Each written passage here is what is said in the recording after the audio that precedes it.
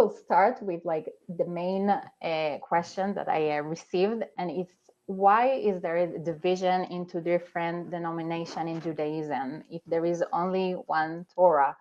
If anyone will want to respond to that.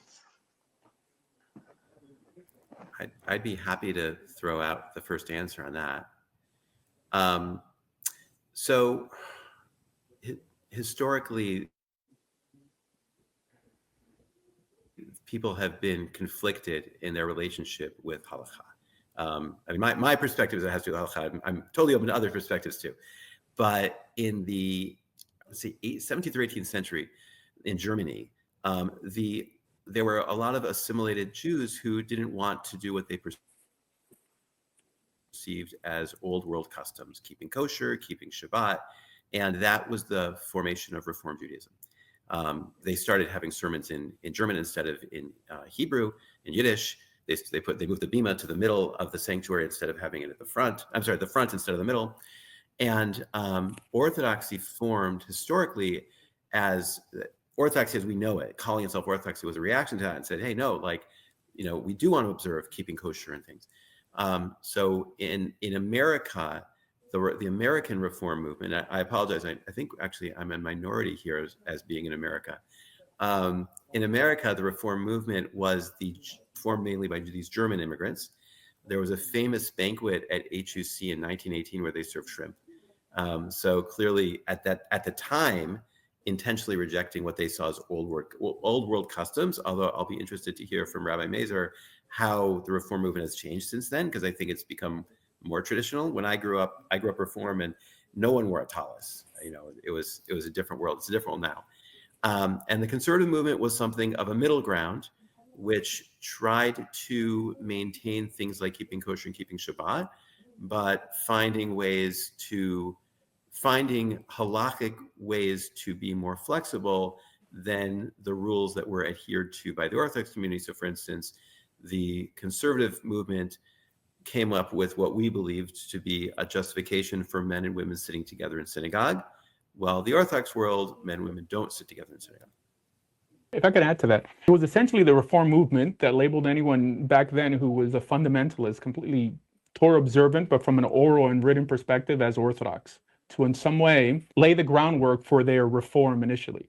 This is why the Reform movement didn't really exist outside of Europe. It didn't exist for sure in the Sephardi world, because in the past there was just a Torah observant Jew, which from our perspective included the oral law, and those who felt a little more cosmopolitan, metropolitan, who in some way tried to progress Judaism. And mind you, the early Reform movement also had a mechitza. I mean, they had an Ezra's Nashim. The men and women did separate. Like the rabbi correctly said, the major difference was that the drash was given in German instead of Yiddish.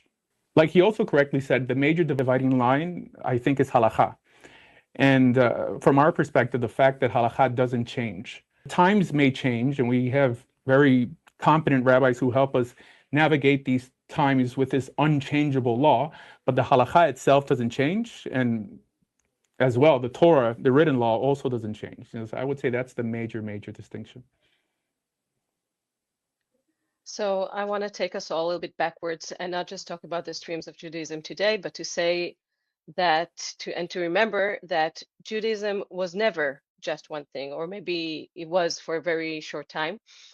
But even if we go back about 2,000 years ago to the days of the Second Temple, we had different sects where we had and you'll help me with the English formal terms because I know them mostly in Hebrew, but we had the Isiim and Prushim and Tzdukim. We have different understandings of how to do Judaism. Of how to do Judaism.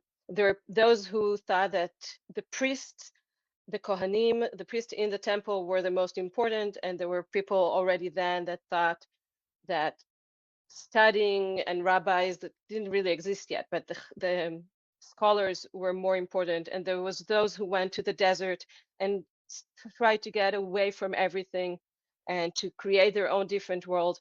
So I think Judaism in general and in its culture and in its history, and that's like going very, very much long time ago,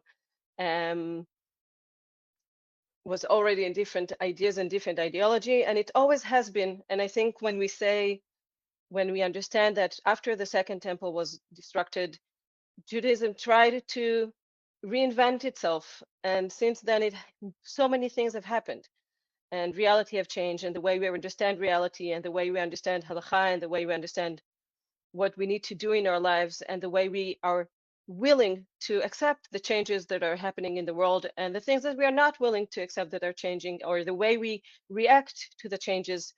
That's how we have different. That's why we have different streams in Judaism, because we have the Bible, we have one Torah, but we have plenty of rabbis. If you read the Mishnah or the Talmud, the books that came after, you'll see that different rabbis had very different opinions, and we don't have just one decision of how we should do things. There were a couple of very important people who wrote very important books, but every time there was another person who wrote another very important book, and it's not just one halacha. There's not one final decision, and there's always new ways to understand and to ask and to try to see what is going on, and that's why Reform Judaism today is still continuing on. And I would argue that Orthodox Judaism is also changing, although it will not admit most of the time that it's doing that. Yes, but that's how history and life and things happen to us, and therefore we have different views because we're different people.